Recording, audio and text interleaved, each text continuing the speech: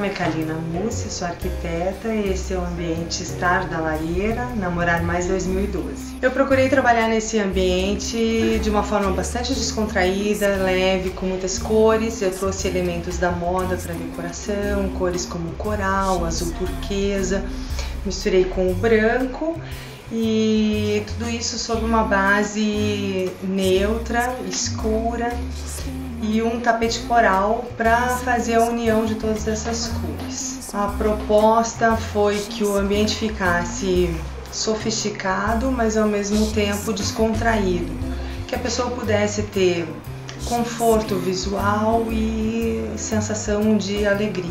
Todos os móveis soltos são da Ital Sofa, é uma linha italiana revendida pela Tom Surton, que é uma parceira minha do ambiente.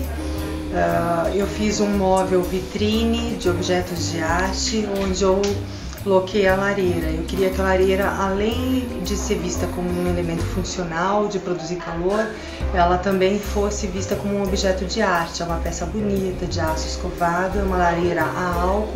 Eu procurei trabalhar alguns elementos que fossem decorativos e mais acessíveis para ter a ver com o tema da mostra, que é luxo acessível.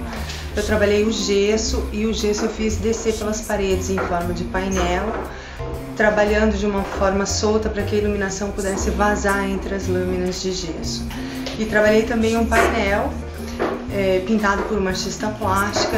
É um painel de gesso, é a própria parede que vira obra de arte. O nome da artista é Katia Velo e ela tem um traço, uma pintura bastante alegre e livre, que tinha muito a ver com o que eu queria para o contexto do espaço.